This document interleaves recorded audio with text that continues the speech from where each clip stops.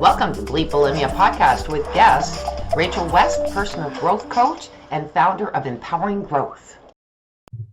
Hi everyone, I'm Lori Ann. I am the host of Bleep Bulimia, and I'm very pleased today to have Rachel West with me. And she is a personal growth coach and founder of Empowering Growth. Thanks so much for being here. Thank you so much for having me. So my first question is, what inspired you to become a personal growth coach?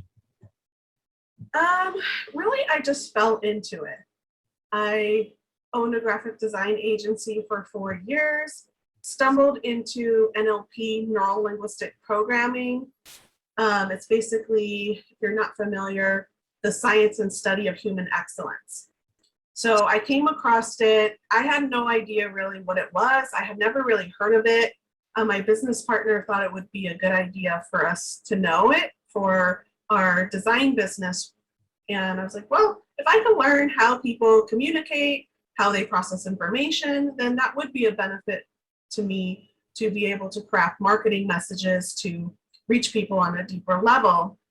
So going through the program, I got my master's practitioner certification, my trainer certification, and discovered that I no longer wanted to have the design agency and that I wanted to use these tools and knowledge for so much more than just communication. I discovered that I could help people through those tough struggles that we have. So my focus is mindset and mental health and a specialty in addiction. So learning that I could help these people, I knew that this is what I wanted to do. And why I chose that was because my family struggled with mental health and addiction. And so growing up around it, witnessing the substance abuse of the drugs and the alcohol, along with the depression, the anxiety, the stress, the overwhelm, just having these tools, I discovered that I could not only create something better for myself, but help so many others on a deeper level, and knew that it all started with the inside and our mindset on ourselves. Absolutely. And it's good that you're saying that. I know there's different people who say different things about bulimia. Some people call it an addiction. I have a little bit of an issue with that one. Yes, it can be perceived as that, but the other side of it is I always feel that when you say addiction, it's like alcohol, you can never go to it again, whereas with food, you have to. So you have to. So the dis-ease is what I like somebody calling it, the dis-ease. And that you can overcome it and completely recover. And that is something that my listeners need to know. I mean, I've been recovered 11 years. Like I said, some days ago, I don't know why I ever did it. I do. But thinking back, I would never want to go there again.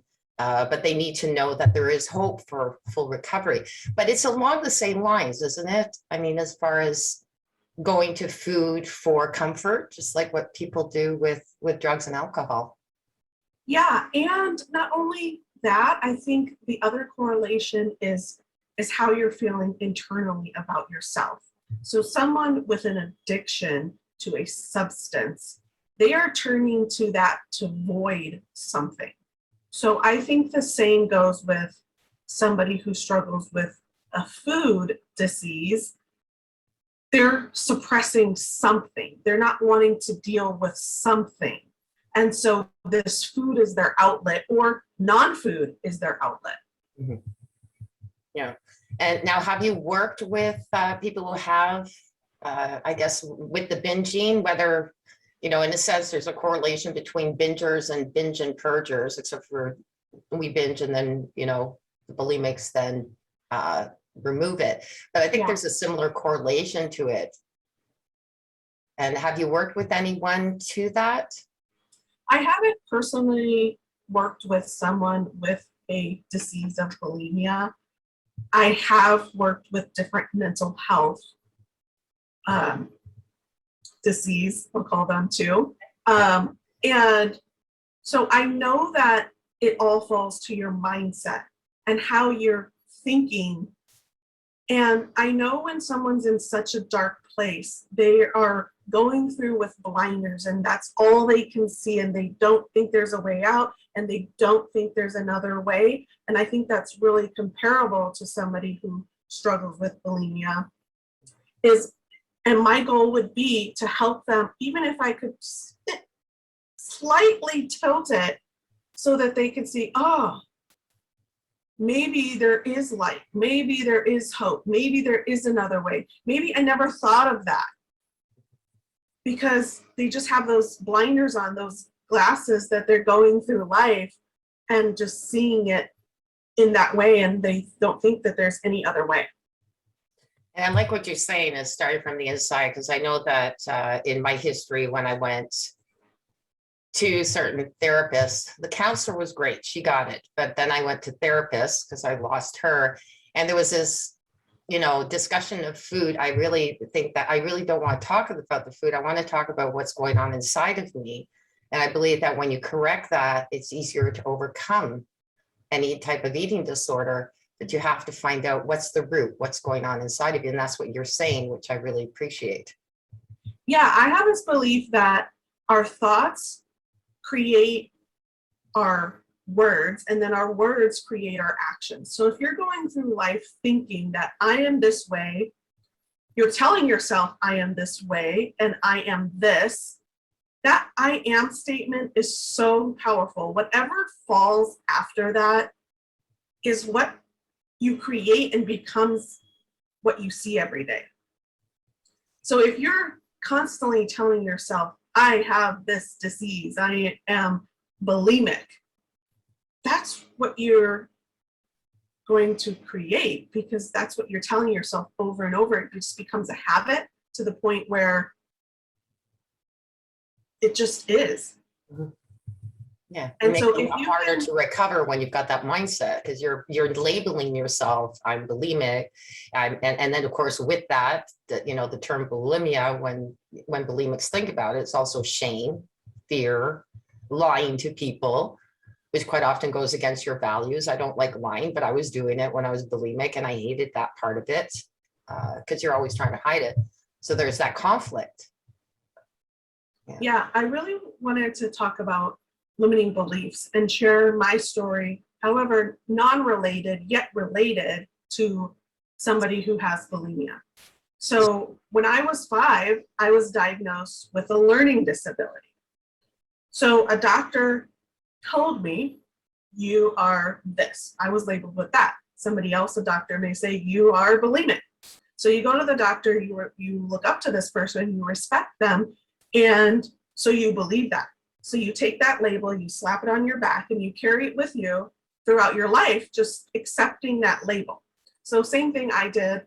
And because of that belief, I thought, well, if I have this learning disability, to me, that means that I'm not as smart as everyone else. And so then that funneled into every other area of my life.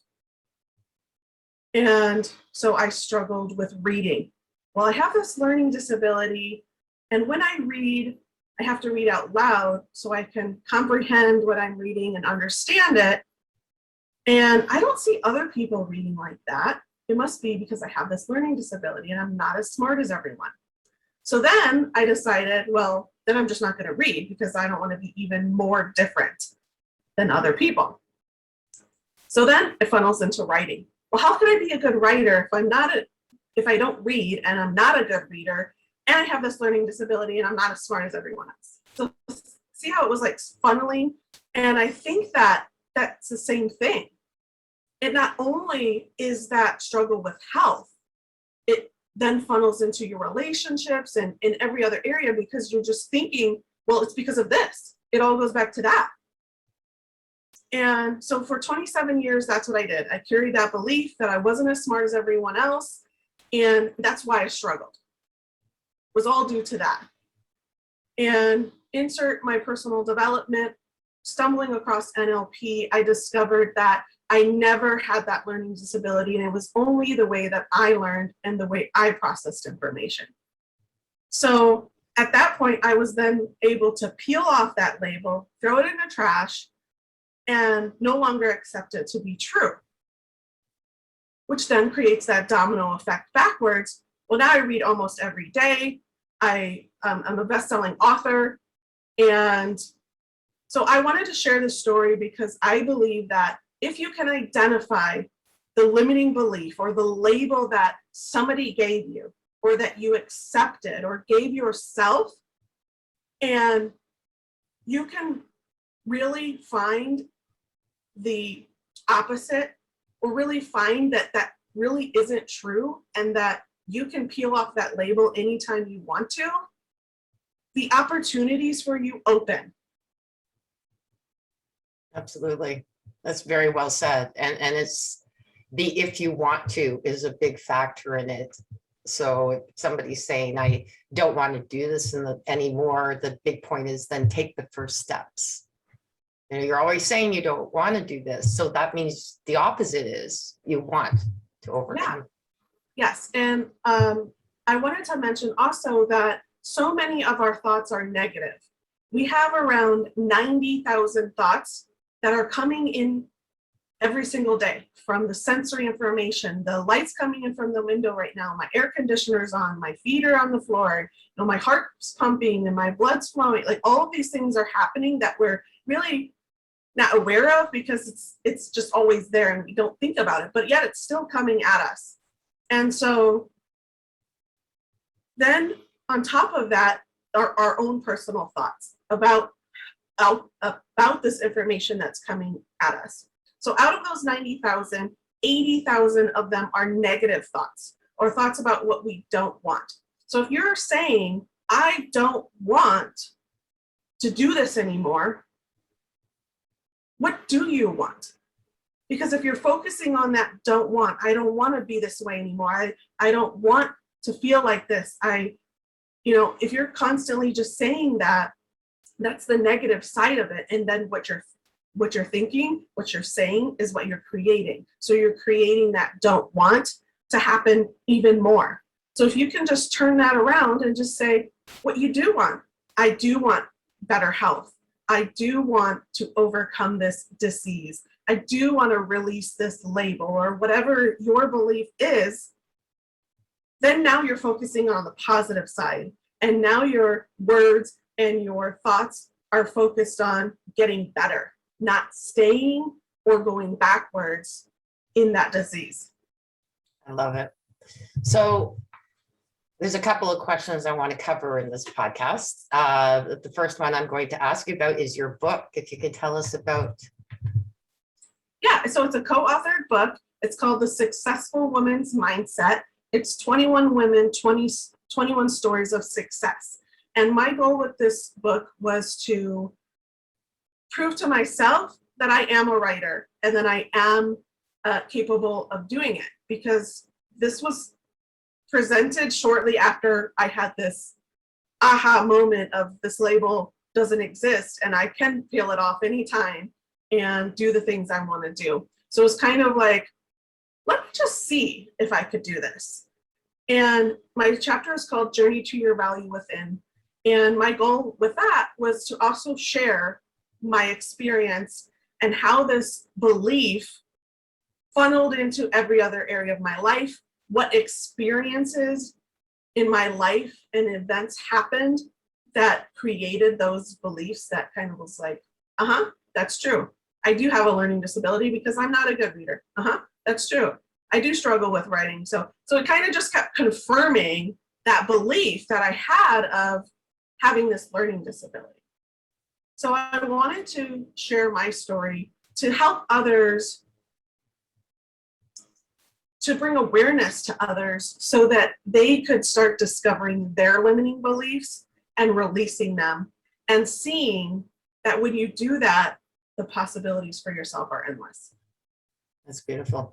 Yeah, there's a lot of us, and some parents don't really mean to do it. I had great parents, but when you drop something, you're being clumsy, and then that voice continues in your head. And as an adult, you're calling yourself, now your mother's not there, so you can't blame her anymore, but you're telling yourself that. And crazy thing is, quite often, if you start calling yourself that, you become that. The more that you bash yourself about it, I drop it. Now I'm much better with myself. I go, you know what? That happens. Accidents happen. And and it's been I don't know, I don't think I've broken something. Now I'm going to, because I just mentioned it. It's a joke. Yeah. But I really am not as consistent. I literally was bad at dropping things, breaking things, but that was because my toxic vocabulary was repeating. And so I believed it. So I'm thinking, oh yeah, clumsy. But very important to turn those around. You're absolutely right. Those limits, that's part of limiting mindset, and that voice in your head to remove it. Yeah, the biggest number one thing that I learned was that people do the best they can with the tools they have at the time. So yes, as parents, we're not given a manual that says, oh, you had a kid, here's your manual, this is how you raise them. No, you just do the best you can and do what you know to do, however that looks. And so learning that for me was huge in the forgiveness of others. Like your parents saying, oh, you're so clumsy. Like they just, that's all they know what to do in the moment. Mm-hmm. And we have the choice to accept that label. Yep, yep, I am clumsy. Or no, that's just your perception of what happened. You know, so we have that choice anytime to take on that label and say, yes, I am that, or no, that's your opinion and I accept that. Something that I think should be taught too. I think we were talking about that in the other podcast in our Lift Your Story about, you know, how do you teach that to younger people earlier on in life? I love that you brought up the different ways that people learn. We literally had somebody who was on that spoke to all of that and the different learning, but in a school, they don't teach different ways of learning. My sister was one of those. She didn't like school. It wasn't she didn't like school. She didn't like the teaching process. And now she's going back to school in her 50s and she's getting 90s and 100s and just loving it. But it's the method in which they're teaching it is more conducive to what she enjoys. But unfortunately, it's kind of hard to get a school to say, oh yeah, we're going to have 10 different learning styles. It's next to impossible. Yeah, and it's really sad that happens, that the school system is just set up to teach visually and auditory. So from my point of view, there's 4 different ways that people learn. It's visual, people want to see it. They're auditory, they want to hear it. They're kinesthetic, which means they want to feel it. They want it to feel right to them. And the 4th is auditory digital, which means they want it to make sense to them. They want you to break it down. They want the black and white details of whatever's going on.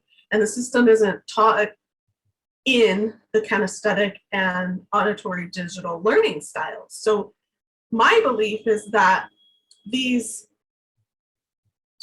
students that are in those categories of learning, the kinesthetic and the auditory digital, are the ones that are struggling. They're the ones, messing around in class, or the class clown, or, because they just don't get it. Mm-hmm. And so it's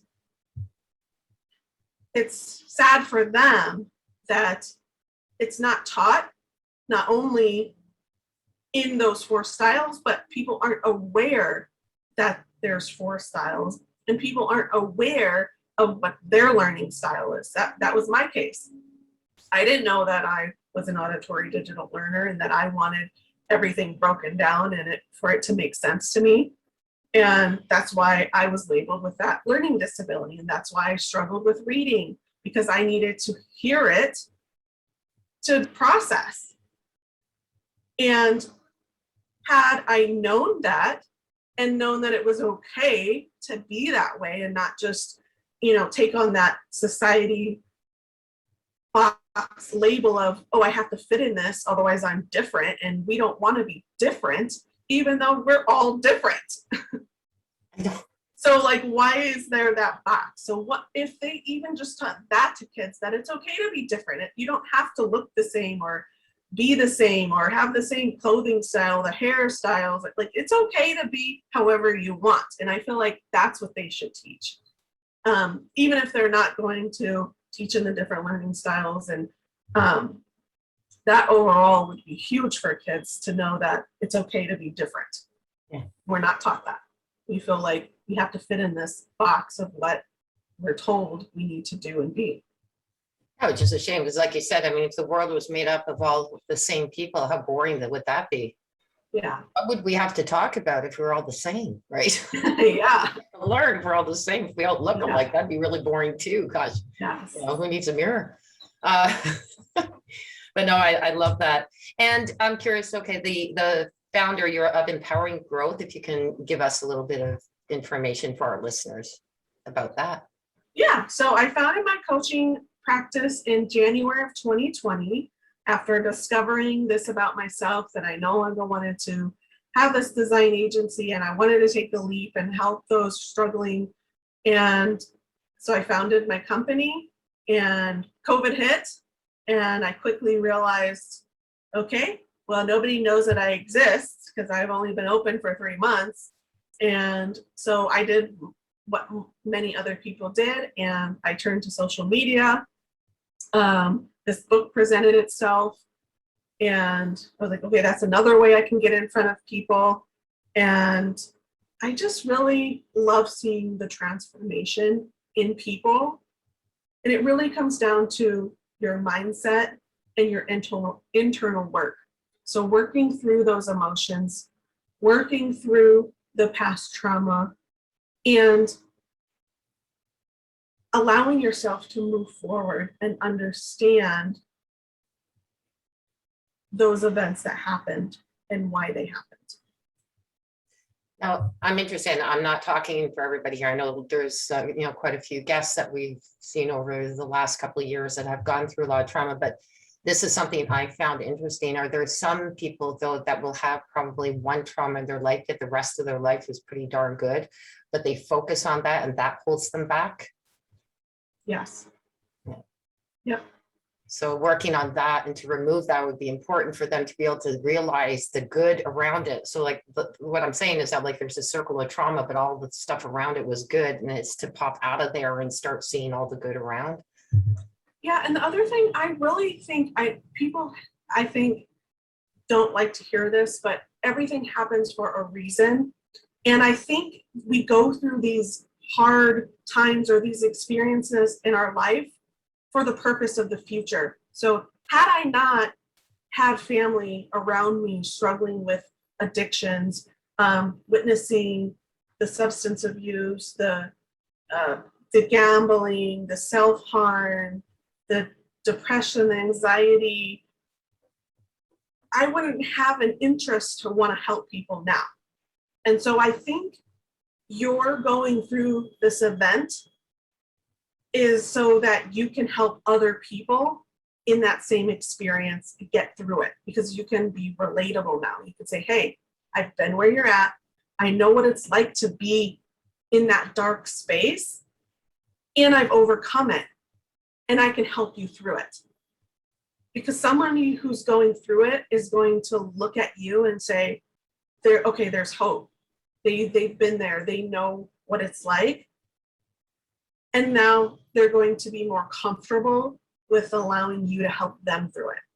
If you have not been through that, then there's kind of a little bit of disconnect, because they're like, well, you don't know where I've been or what I'm going through, and they're not going to be related to you. You're absolutely right on so that. So just think about how can you use your past traumas for the good? How can you help somebody else who's going through the same thing through it? Absolutely. And that's one thing too that we were talking about. There's quite a few, and even with my clients and on groups and stuff, you see that they're going to therapists, and not to put these therapists down, they're educated in it, but they don't have the experience in it. And there is a difference, because you can feel more about what they're feeling, whereas if it's academic, it's a lot more difficult to do that. So it's good to have, I'm not saying push down the academics, but I'm saying is that it's nice to have the two of them, the experience and the academics, to be able to help somebody. So I appreciate everything that you do out there. And I see that you're also, you're a certified domestic violence victims advocate as well. That's wonderful. And how do you enjoy that part of your life? I mean, it's not in the sense, but I mean, as far as giving back is what I mean. Yeah. So I knew once I started my coaching business that I also wanted to give back. So I did the whole thing of, okay, here's a list of charities. Who can I support? Who do I want to support? And my gut, my instinct chose domestic violence. I also witnessed that with my mom and her being in and out of these abusive relationships. And so therefore, again, I could relate. I physically never had the physical abuse. I was in a relationship myself for 4 years with an alcoholic. So I got the mental, emotional abuse. So I felt, again, I could give back and help them. They're just coming out of it. They're in this shelter. And now I can advocate for them and get them back to whatever it is that they want to do. Do they need a job? Do they need housing? Do they need transportation? What is it that they need? Do they want to go back to school? And help them. Do they need childcare? You know, it goes on to what these people, women specifically, and children who are coming out of these abusive, dark spaces, and they don't trust anyone at this point. And so just being able to kind of hold their hand and walk them through the next steps so they can turn their life around. Must be something else too when you actually earned their trust, because as you said, in those volatile and vulnerable situations, it's hard to trust. So that must be, I don't know how to say a good feeling, but I mean, it must make you feel good that they trust you, because that's the way that you first get to them, right? And be able to help them. Yeah, and in the beginning they don't. They have that wall up, they're guarded, and they don't trust anybody. I mean, they're coming out, literally just got out of this thing. And so they don't trust anybody except for themselves. And so it's just being able to listen, allow them to be heard, and allow them to know that they're now safe and that you're going to help them in any way that you can, or guide them in the direction of getting help. That's beautiful. Thank you for your work with that. I think that's just absolutely wonderful.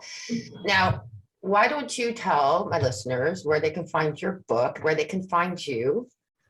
The best place to go is my website. It's called empoweringgrowthcoach.com. You can find my book there and purchase it. All my social media links, if you want to connect with me, if you want to call me and reach out through email, all of that is there. So that's the best place to go.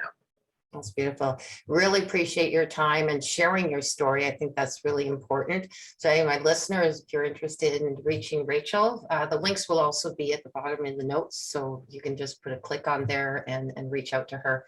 Again, thank you so much. Thank you so much for having me. Thank you for listening to this episode. Be sure to visit me at bleepbulimia.com.